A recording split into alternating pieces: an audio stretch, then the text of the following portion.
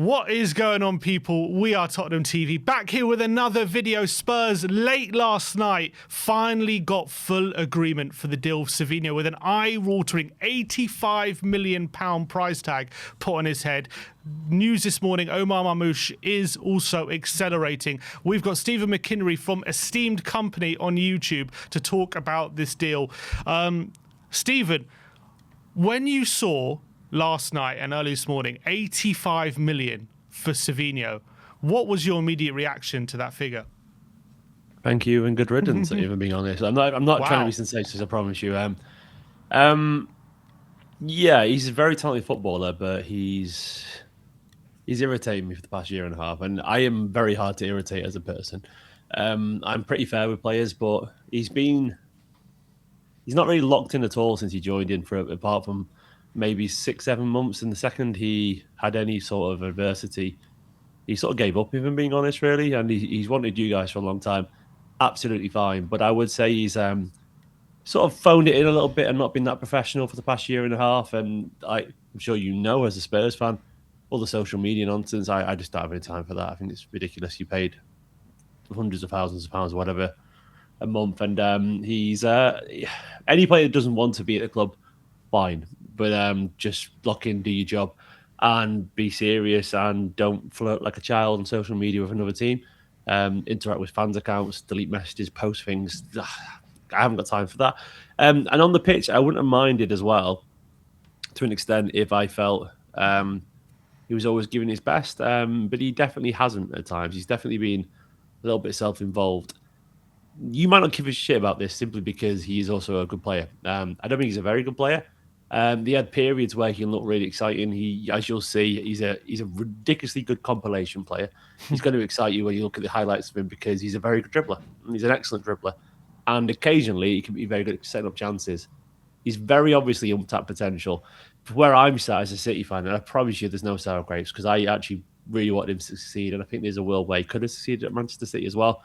But for 85 million quid for a guy we signed for about 30, who has only scored 2 Premier League goals, a few assists, absolutely, but has largely sort of sulked around for a year and a bit and hasn't got the end product, doesn't want to be here.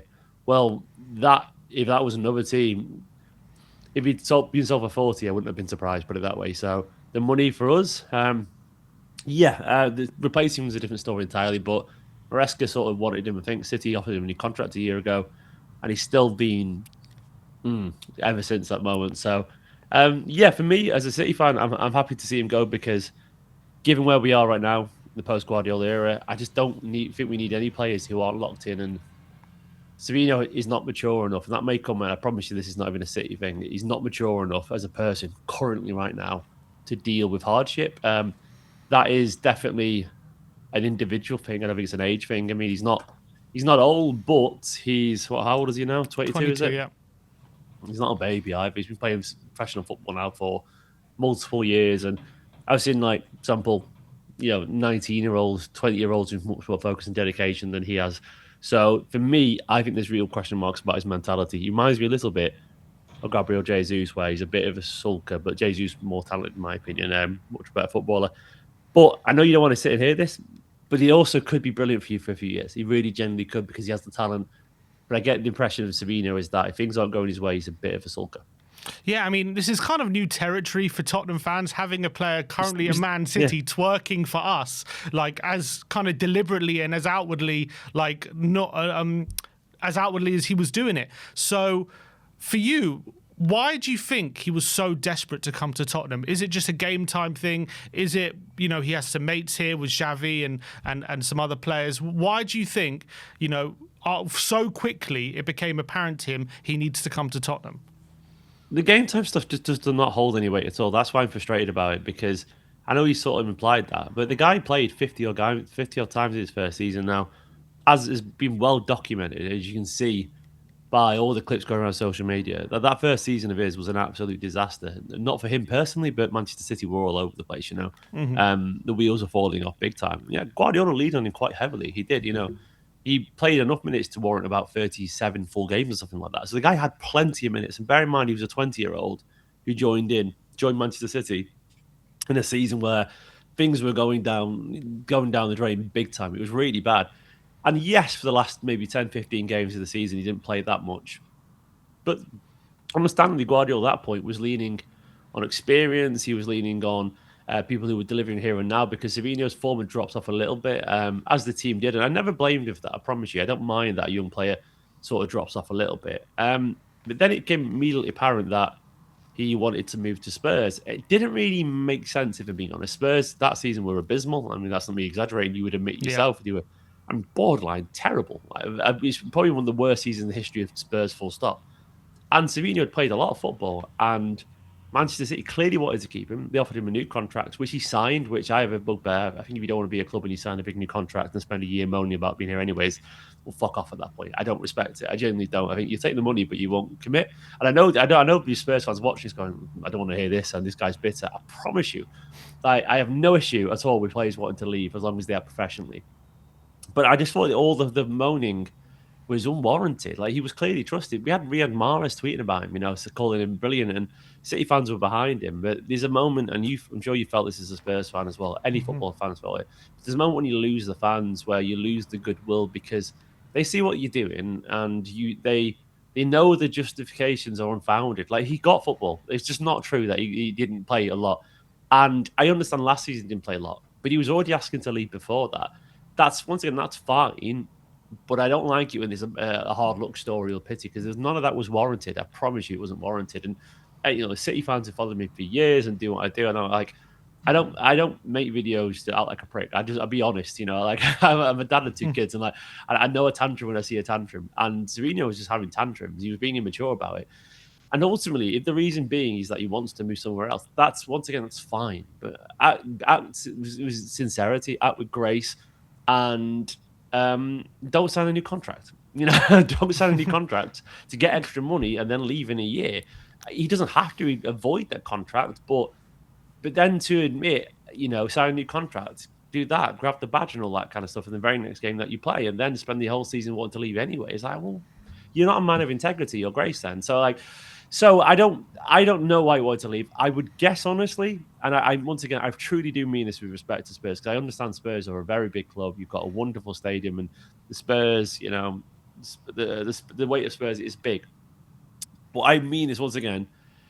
If you're at Manchester City Football Club, a team who are competing for the Premier League, and who have got Guardiola and all these great players there, and you are there, that's where you want to be. You want to be at the top.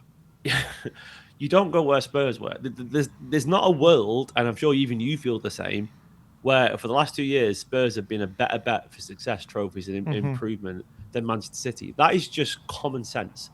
So for me, it's a personal thing that he wants to go. It's not about, footballing merit. It's not about footballing achievement, because I can only look at people like, John Stones, who was in and out of the team when he was younger, but he wanted to be at City. He's like, this is where I want to be, because I have the best manager in the world with some of the best players. And he wanted to be there. And I think it's going to take a particularly dyed-in-the-wool Spurs fan to presume that Spurs are going to do better than Manchester City this season. I mean, it's a hell of a swing, even with the Guardiola drop-off. It's going to be a massive swing. So the point I'm making with this is that it only has to be personal. It's not a footballing thing. And he probably wanted to go to Spurs. He probably wanted to move to London. And I understand that appeal. He wouldn't be the first player who's had a partner, a friend, an agent, family in the year and going, don't like Manchester. Or Tonali don't like Newcastle, and that's pretty much apparently Tonali's missus didn't like Newcastle at all. And London is appealing, and that's not to say it. And playing for Spurs is appealing, but it almost certainly isn't for footballing merit right now. I understand from Newcastle, maybe you could argue that Spurs and Newcastle could switch, but I don't think anyone could argue right now that, especially a year ago, when Guardiola, when City came third in the Champions League and they turned it around, I don't think anyone could argue that Spurs were a better place to be then. So I think individually, it's just a personal thing. It has to be. And I don't, unless you guys think Savinho's had, Gareth Bale posters on his wall when he was a kid. He might have done, but I don't think it's that, if I'm being honest with you.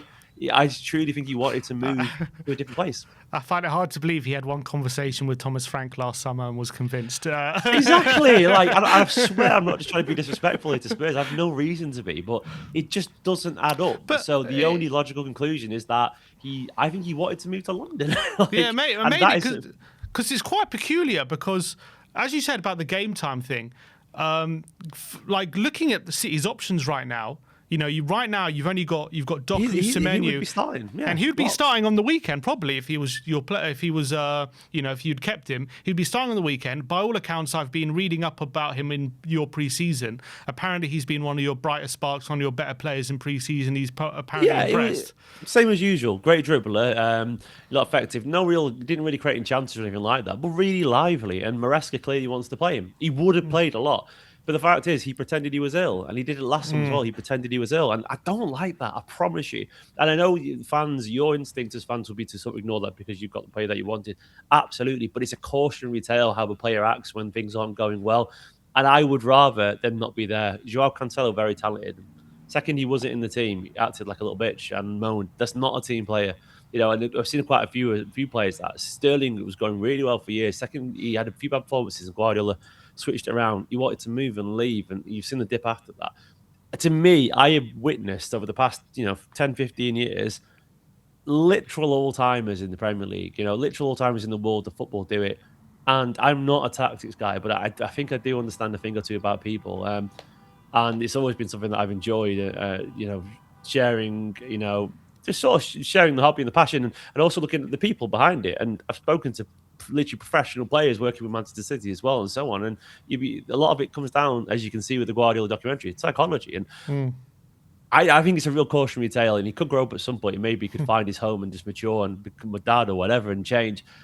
But he's not very serious. And I think as much as he's talented, I'd be amazed if a player right now anyway, and it could change, who isn't very serious, can reach the game, because it takes a level of self-awareness and humility or obscene ability and arrogance like Ronaldo or something like that to get to the very top. Currently, Savinho is talented, but he's a little child. And that's going to have to end at some point for him to reach the talent. And I know this is not great content for Spurs fans, but I promise you, I'm telling you the truth of where he's been. But if you want me to talk about his ability, I'm sure we will in a minute, we can do that. And that is the upside of that, because there is ability there.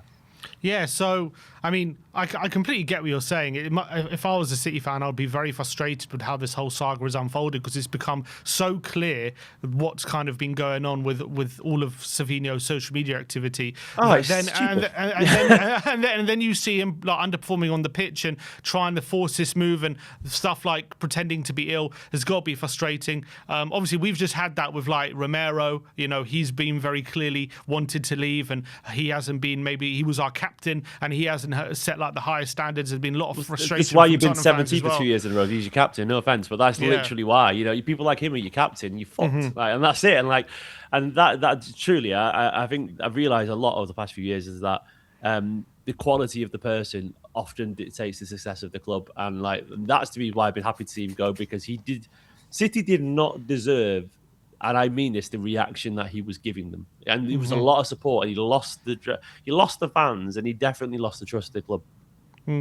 I just cast my mind back. It's a very different situation, but I remember you had Tevez in a situation where he was desperate to leave, refusing to come off the bench, playing golf. But then he seemed to turn it around. And the difference with Tevez, he's a fucking genius of a footballer. So Tevez is obviously a weird person. But when you put him on the pitch, an absolute monster. And everyone said he trained pretty badly and all this kind of stuff. But then he's also, Tevez, to me, this is my hot take, he's as talented as Aguero and all that kind of thing. If Tevez, if he could build at he'd be the best striker in the world now, Tevez. He's the way the Premier League has gone, remarkable player, Tevez. And that's the difference. Even though he was a moaner and a bit weird off the pitch, probably not the smartest, put him on the pitch and he'd run teams rapid on his own with intense ability, hard work, hustle, and he'd deliver. And that's the thing. I don't understand if Savinho was getting frustrated if he was coming off the bench and scoring goals and whatever and all that. He wasn't. He just wasn't. He was coming off the bench, running down blind alleys, turning back, passing it into no one, and getting groans and groans. And then he's the worst finisher I have ever seen in a Manchester City shirt. And that is not me exaggerating. I don't know what happened, because he scored some goals at Girona, but I'm sure you've seen the compilations of some of the goals he scored, and the ball just hits him. I don't know how he does it. It's weird. He can't strike the ball. Judging by the compilations, he must have a record for the amount of shots cleared off the line. He seems to have a hell of a lot of those. Oh, yeah. I sound so bitter here. I'm just sleep deprived, I promise you. I wanted him to work. I'm going to just tell you about the upsides anyway. As I said, he's a remarkably good dribbler. He's as good as dribblers gets, largely. There's obviously exceptions. There'll be ones maybe Doku is a little bit more consistent as a dribbler, whatever. But when it comes to like using that pace and stretching people, he has that Brazilian flair. He's really good. And there's a world where if you could strike a ball, and you can't strike a ball, by the way, and you really can't. You can't put his laces through it. Everything's really soft. It rolls into the keeper's arm. So if you could strike a ball, and he was a little bit decisive, you'd be talking about like a young Vinny Jr. because he runs past people for fun. He really does. But when he gets to the byline, sometimes you do that thing where you're like, oh, but someone should have been there for his cross. And then for some players, when they cross the ball, players are always there. Like, how come on one side the players are always there, but when other player crosses, the players are never there? I think that's decision making at that point because he always feels unlucky with his crosses. But some people don't have the same issue. Semenyo doesn't have the same issue, for example. I think he's just his cross choice or the whip doesn't quite there. Having said that, he is young, and you can get better. Doku has got better, for example, creating for Manchester City, and he's not a great crosser, but he passes across the goal really well and finds people. Savinho could be that. And when it comes to the football that I presume you're going to play under De Zerbi, you will get a really aggressive, good player there. But it's if he can lock in and get past the very obvious psychological block that he's got, because the guy is a very confidence-based player. I've seen a lot of, for example, the closest comparison I can think of is the way he dribbles is Sane.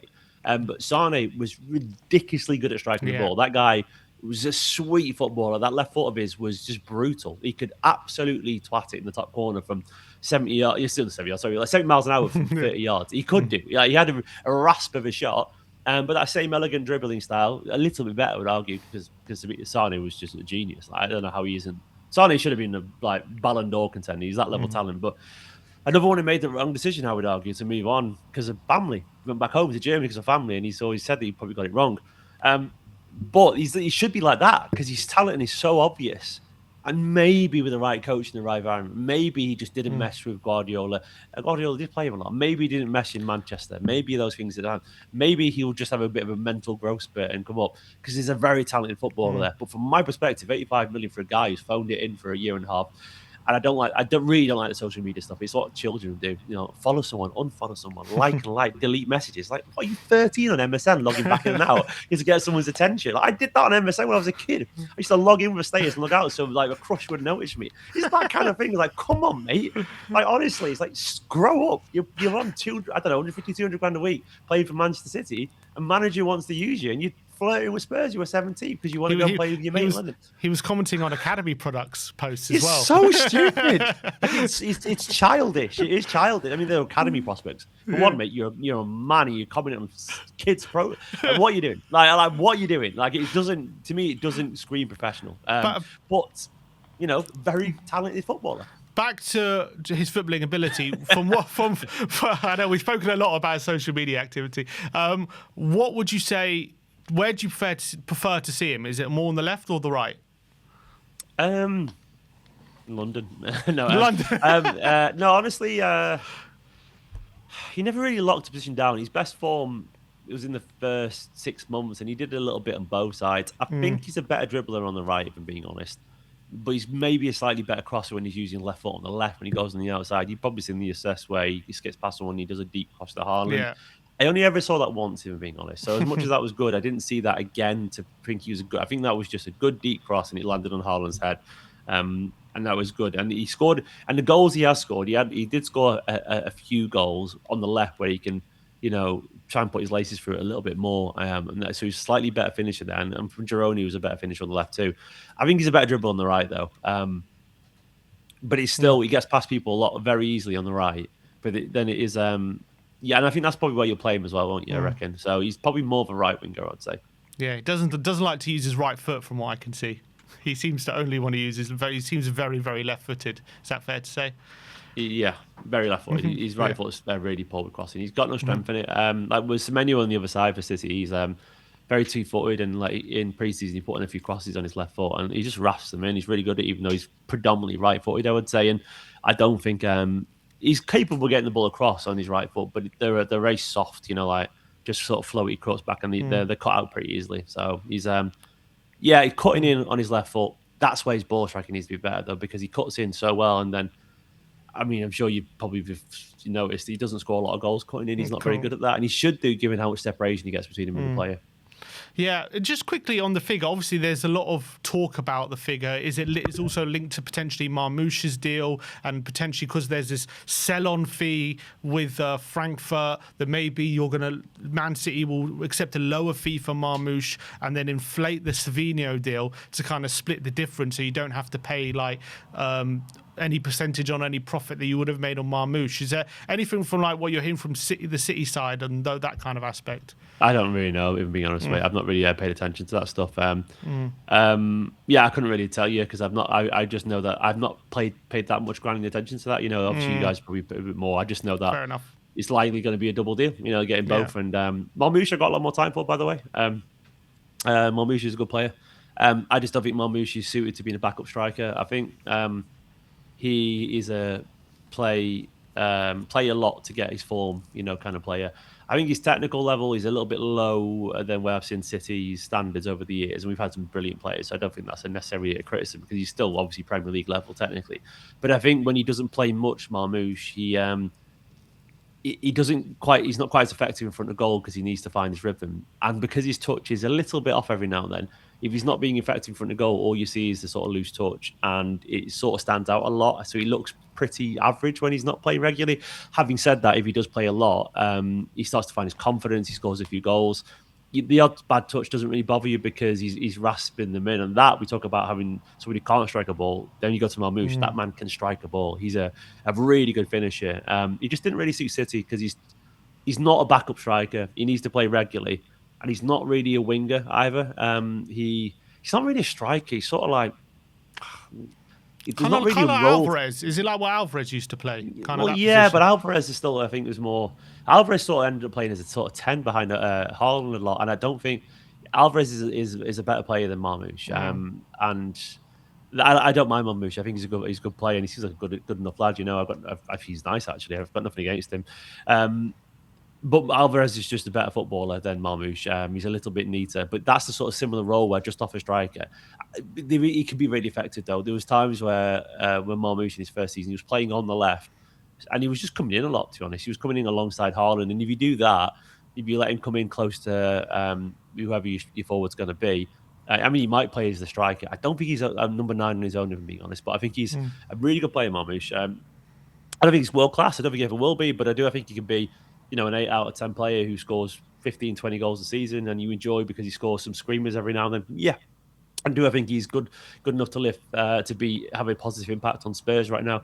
Yeah, absolutely, because I think there's a lot of talent there. And Marmoush, the fans like him. I don't think they think he's brilliant or anything like that. But this is the thing, it's all relative because Marmoush was our backup striker to Haaland. It's ridiculous. Alvarez was our backup striker to Haaland. And what he's gone on to achieve and how good he is. Like Alvarez playing at City at the best would have been a 30-goal season of player. You know, he was a brilliant player.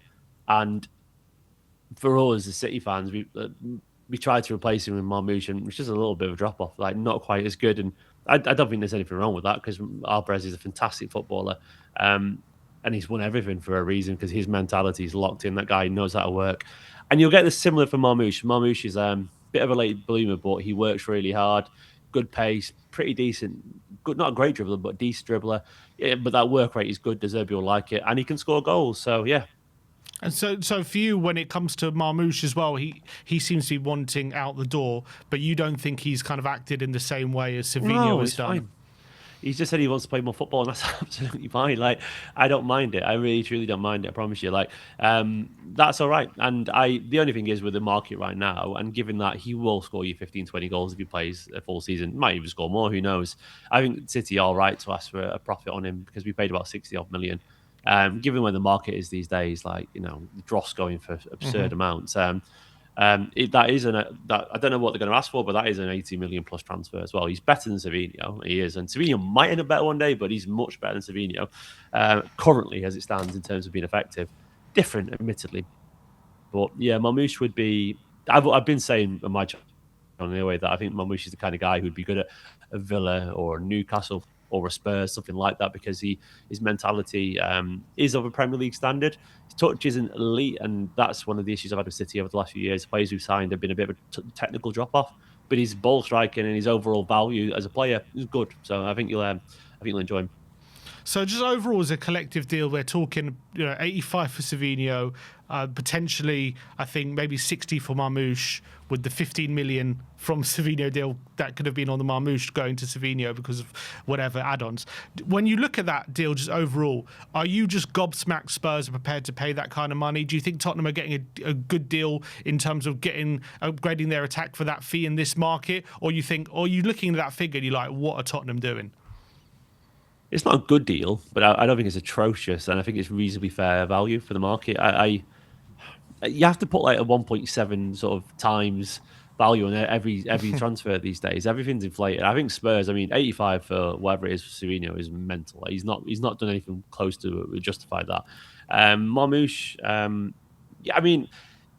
they'll both start for you and they'll both do pretty well. And I don't know how far you'll go, but I think the signings have been pretty smart for Spurs from what I can see. Fernandes, Tonali, Van Heck. Don't know who else you linked to, but these two as well. You got anyone else? Gakpo is apparently on the way potentially.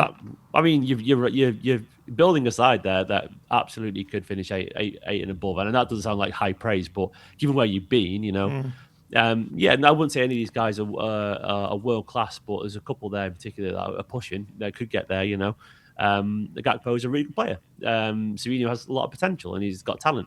Marmoush is a good player. I wouldn't say he's a really good player, but he's a good player. I think Gakpo is better than Marmoush currently. Tonali, I would have liked him at City as well. Fernandes looks like a really promising player as well. I wouldn't say he's excellent, but I think he's good, clearly good. So these are all good players. And Van Heck is a really good player. So these are all good players that will, if the mentality's right, and that's the issue with Savinho, but he's young, so we'll see. But I don't doubt it with Fernandes, don't doubt it with Tonali, though Tonali's got his history, so we'll see about that, But they're all good players, and I think with De Zerbi, they should sort of, I think they're good additions, Marmoush and Savinho, for you guys. I think City will be happy. I think Spurs will feel like, that was a chunk, but it's probably a chunk that we needed to pay, because it's not a bargain. No one would ever think it's a bargain. It just isn't. Like, objectively, you can't spend roughly 150 million for the pair of them and call that a bargain because they haven't been superstars, and that's what we're paying these days. 150 million for backup squad players for Man City, which is mental. And City doing the same on nobodies as well. So, I think you'll be happy with it, and it could turn out well. But it depends. I don't think a lot of these transfers in this window across the Premier League, I think they're all overpriced. They're all overpriced. It's really weird. It's like everyone just got a lot richer, either a lot richer or a lot more stupid at the same time. Well, Man City is about to spend 100 million on an 18-year-old, aren't they? Yeah, and he could be.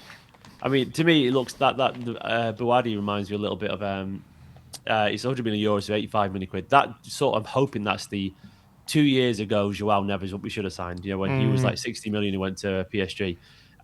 That's, you call it an extra 25 million because the market's changed. I'm hoping it's a similar quality to that, but even then, he's a kid.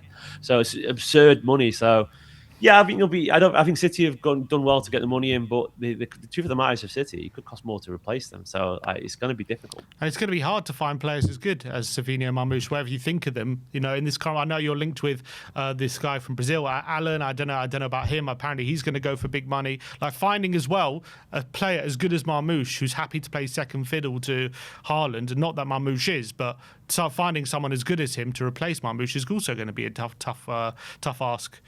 Yeah, well, for example, in previous years, you'd look at someone like Ray and a Bournemouth and go, that'd be a great signing, but that's on 115 million probably now. Yeah, it's mental. And he's like, I don't know, unless like Viana's got, we got Kusanov in for 35 million, no one heard of him. So unless he's got that, coming out of somewhere, like I don't know. It's going to be, it's going to be interesting.